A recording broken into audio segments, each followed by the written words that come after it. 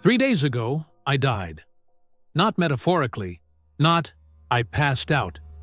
I mean, my heart stopped, and I didn't come back right away. Doctors told me later it was only a few minutes, but wherever I went, time didn't work the same. And I need to tell this before I lose the nerve to say it again, because something I saw there didn't stay behind. Before I explain what happened, you need to understand my brother, because none of this makes sense without him. We didn't grow up in a normal home. My earliest memory is not a happy one. It's of shouting, plates breaking, my mother crying in the kitchen while my father slammed doors hard enough to shake the walls. I was too young to understand it. My brother wasn't.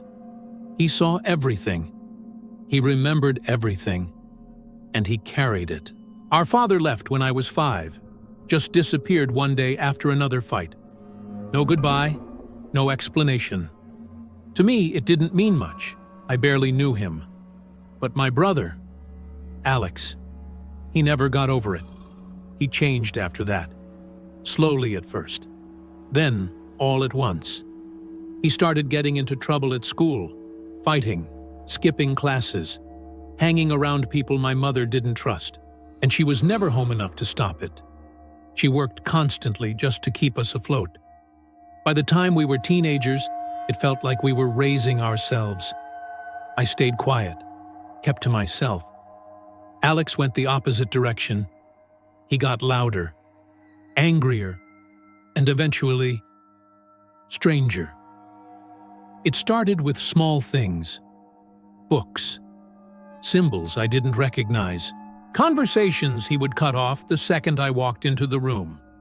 Then one night, he told me the truth. He said he'd found something real, something powerful, something that actually listened. I laughed at him. I thought it was a phase, a way to feel in control after everything we went through. He didn't laugh back. Not long after that, he moved out, said he was staying with friends. But it didn't last. A few months later, the police raided that house. No one told us exactly why. All we were told was that there was resistance, weapons involved, and that my brother didn't make it out. He was shot. That's all they said. My mother broke after that. Not all at once, but in a way that never really healed. She blamed herself, said she should have stopped him earlier, said she saw it happening and did nothing. I didn't comfort her. I didn't know how. Instead, I just stopped feeling much of anything. That's when I started using. At first it was just weed, something to slow everything down, something to make nights feel less empty. Then it became routine. Smoke, walk, come back, sleep, repeat. By the time I graduated high school, I didn't feel proud. I didn't feel anything. That night, instead of celebrating, I did something stupid.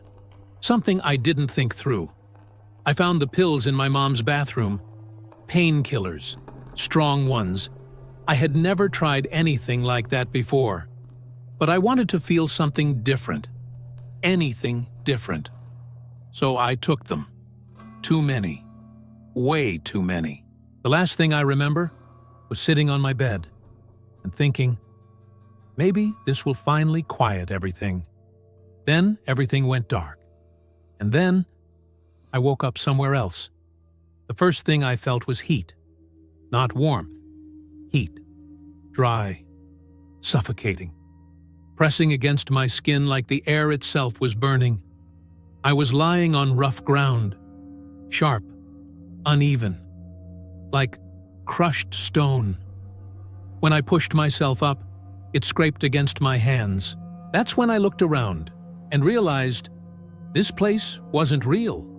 Or at least, it wasn't supposed to be. The sky was wrong. Not just dark, not just cloudy. It was red, deep, heavy, like something alive was moving behind it. In front of me, there was an ocean, but it wasn't water. It moved like water, but it burned, flames rolling across its surface in slow waves, stretching out as far as I could see, and every time it shifted, I could hear something inside it. Not fire, not wind, something else. Then I noticed the people. They were everywhere. Dozens of them, maybe hundreds, all lying on the same black ground I had woken up on. Some were moving, some weren't. That's when the screaming started. One person stood up near the shore. A woman. She looked confused, just like I felt. Then she saw the fire, and she started running. She didn't get far. Something dropped out of the sky. Fast. Too fast to follow. It grabbed her, lifted her like she weighed nothing, and then it flew. Up. Over a massive wall I hadn't even noticed before. That's when I saw it. Behind us, stretching across the entire horizon, was a wall. Tall, endless, built from dark red stone, and in the center of it, a gate. That gate opened, and that's when I saw them, figures in long cloaks, moving slowly, calmly, like they had done this before. They walked toward the people on the ground, not rushing, not reacting to the screams, just collecting. I couldn't move. I couldn't think. I just stood there, trying to understand what I was looking at. Then I felt a hand on my shoulder, and a voice I hadn't heard in years said, "Hey, you made it." I turned, and my blood went cold, because it was my brother. But something was wrong. He looked like Alex. Same face, same voice, but his eyes weren't his. They were red, not glowing, not bright, just wrong. Like there was no depth behind them anymore. He smiled, and I immediately wished he hadn't. "Where do you think you are?" he asked. I couldn't answer. He leaned closer and said it quietly. "You're not dreaming." And then he whispered, "Welcome," and smiled wider. "Welcome to what's left." I couldn't stop staring at him, not because I didn't recognize him, but because I did. Everything about him was the same, except the part that mattered. "Alex," I said, but my voice came out weaker than I expected. He tilted his head slightly, studying me like I was something he hadn't seen in a long time. "Yeah," he said quietly. "It's me." I stepped back without thinking. Not far, just enough, because something in me knew this wasn't right. "Where are we?" I asked. I already knew the answer, but I didn't want to hear it from him. He let out a small laugh. Not loud, not manic, just familiar enough to make it worse. "You already figured it out," he said. "You just don't want to say it." Behind him, another scream cut through the air. I turned. One of the cloaked figures had reached a man who was trying to crawl away. He was begging, loud, desperate, completely broken. It didn't matter. The cloaked figure grabbed him by the arm, and that's when something dropped from above again. This time, I saw it clearly. Wings, not feathers, not skin. Something stretched and torn, like it wasn't meant to hold shape. It took the man without slowing down, lifted him straight into the air. He was still screaming when they crossed over the wall. Then, the sound stopped. Just like that. I turned back to Alex. "What is that?" I asked. He didn't even look. "Sorting," he said. "Sorting?" I repeated. He finally looked at me again. "They don't like resistance," he said. "It complicates things." That word stayed with me. Things, not people, not souls. Things. "Come on," he said, turning toward the gate. "You don't want to stand out here too long." "I'm not going anywhere," I said. That was a mistake. For the first time, His expression changed. Not angry, not aggressive, just disappointed. "You don't understand yet," he said. "Standing still here doesn't protect you." He nodded slightly toward the sky. "Nothing here misses an opportunity." That was enough. I followed him. As we walked toward the gate, I could feel eyes on me, not from the people on the ground, from above. I didn't look. I didn't want to see what was watching. The closer we got, the more I realized how massive it actually was. It felt endless, like it didn't just surround this place, like it defined it. We passed through the gate, and everything changed. The heat didn't go away, but the silence did. Inside, there was sound, movement, purpose, and that's what made it worse. I expected chaos, screaming, pain everywhere. Instead, I saw order, structures stretched in every direction, tall, narrow towers spiraling upward like they had been grown, not built. Dark stone pathways cutting through massive open spaces, figures moving in patterns, groups forming and breaking apart with precision. And everywhere, those cloaked figures. Some walked alone, some in groups, some stood still, watching. "Who are they?" I asked. "Alex didn't slow down. Same as me," he said. That didn't make sense. I looked at him again. Really looked this time, the way others moved around him without acknowledging him. "What do you mean?" I said. He glanced at me, and for a moment, I saw something almost human in his expression. "We're not prisoners," he said. That hit harder than anything else. "What?"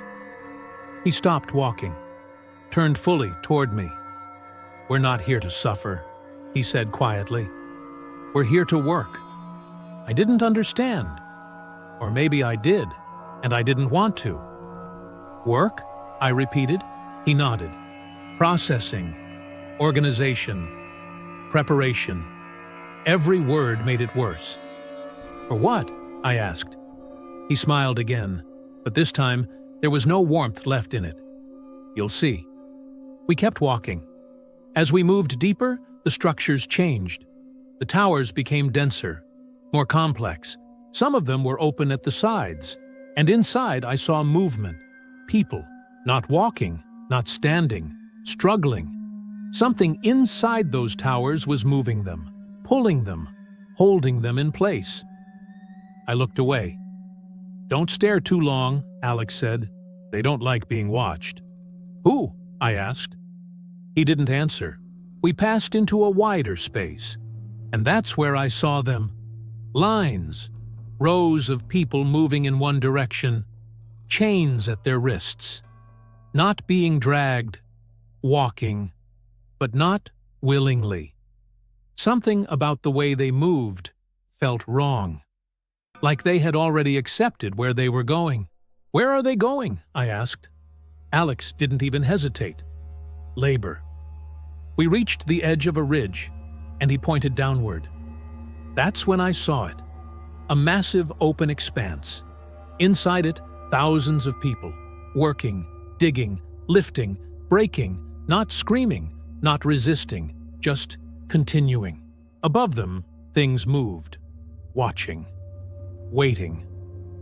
"They don't last long," Alex said casually. I turned to him. "What do you mean?" He shrugged. "They break eventually." Something in my chest tightened. "And then what?" I asked. He looked at me, and for the first time, there was no trace of my brother left in his face. They get reassigned. I couldn't stop looking at the pit below. Thousands of people moving in silence. No shouting, no rebellion. Just work. "There's no point in staring," Alex said beside me. "They don't notice you. And even if they did, it wouldn't change anything." I tore my eyes away, but the image didn't leave. "They're not even trying to escape," I said. "They already tried," he replied. That answer didn't sit right. We stood there for a moment longer before he turned, and started walking again. I followed him without thinking, because at that point, I didn't know what else to do. The deeper we went, the more the place changed. The structures became larger, more refined. Not just towers anymore, buildings, massive ones. Some of them looked like cathedrals, but twisted. Not broken, not destroyed, just wrong. The shapes were too sharp, too perfect, like they weren't built by hands. And the closer we got, the louder it became. Not noise, not chaos, sound, low, rhythmic. At first, I thought it was machinery. Then I realized it was voices, chanting. Not in any language I understood, but structured, coordinated, and powerful enough that I could feel it in my chest. "What is that?" I asked quietly. "Communication," Alex said. "With who?" He didn't answer immediately. Instead, he pushed open the entrance to one of the structures. Inside, the sound intensified. Rows of cloaked figures stood in formation, completely still. Their heads tilted downward, their hands held out in front of them, and all of them were speaking at the same time, but it didn't sound like separate voices. It sounded like one. I took a step back. "This isn't normal," I said. Alex let out a small breath, almost like he was amused. "You're still thinking in terms of normal," he said. "That doesn't exist here." I watched them for a few more seconds, trying to understand what I was looking at. "Who are they talking to?" I asked. This time, he turned toward me. Slowly. "Not who," he said. "Where?" That didn't make it better. Before I could ask anything else, he motioned for me to follow him up a narrow staircase that wrapped around the inside of the structure. The higher we went, the quieter it became. Until finally, the chanting disappeared completely. At the top, there was an opening. He stepped out first. I followed, and what I saw made everything else seem small. The land stretched farther than I could see. Not just the structures, everything. Movement, endless movement. And in the distance, something I hadn't seen before. Lines. Not of workers, not of prisoners. Formation. I narrowed my eyes, trying to focus, and then it clicked. "They're training," I said. Alex didn't react. "They're training," I repeated, louder this time. Now he smiled. "Now you're starting to understand." The figures in the distance moved in unison, groups shifting, adjusting, repeating patterns, not random, not chaotic, disciplined. "Why?" I asked. The word came out sharper than I expected. Alex stepped closer to the edge and looked out over everything. "For the same reason anything is built," he said. I waited. He turned his head slightly, just enough to look at me. "Because it's going to be used." A cold feeling settled into my chest. "For what?" I asked. He didn't answer right away. Instead, he raised his hand and pointed further out. I followed his direction. At first, I didn't see it. Then, I did. Structures even larger than the ones around us. Not buildings, not towers, something else. Fortified, massive, and surrounding them, movement, not people. Something heavier, slower, watching. "That's where it starts," Alex said. "Starts what?" He looked directly at me now, and whatever hesitation I had seen in him earlier was gone. "Preparation," he said. My stomach dropped. "For what?" I asked again. This time, he answered. "For war." The word didn't feel real when he said it. "War with who?" I asked. He laughed, not loud, not dramatic, just certain. "You still think this place is separate," he said. I didn't respond, because I already knew what he was going to say. "This isn't the end," he continued. "It's the waiting room." My heart started beating faster. "For what?" I asked again. He stepped closer. So close, I could see the reflection of that red sky in his eyes. For the moment, the door opens. Something shifted inside me. "What door?" I said. He held my gaze. "The one you came through." I stared at him, trying to process what he had just said. "The door opens," I repeated. Alex didn't move, didn't blink. "It always opens," he said quietly. "Just not when you expect it." Something about the way he said that made my chest tighten. "You're saying this place connects back?" He nodded once. "Not the way you're thinking," he said. "But, yes." I took a step back. "No," I said. "No, that doesn't make sense. If that were true, it wouldn't look like this," he finished for me. Silence settled between us. Because he was right. Everything I thought I understood about life, about death, none of it matched what I was seeing. "Why show me this?" I asked. He didn't answer right away. Instead, he stepped closer. Slowly. "Because you're not supposed to be here long," he said. That confused me more than anything else. "What do you mean?" He raised his hand, hovered it just above my head. And then, everything changed. The world around me didn't disappear. It collapsed, not like falling, not like fading. It folded inward, and suddenly, I wasn't standing beside him anymore. I was somewhere else. The sky was different, still red, but darker. And the ground wasn't empty anymore. It was burning. Buildings, cities, entire landscapes reduced to fire and smoke. And everywhere, people, running, screaming, fighting, not confused, not lost, organized. I saw soldiers, not modern ones, different uniforms, different weapons, but all moving toward the same direction, forward. Then I saw something worse.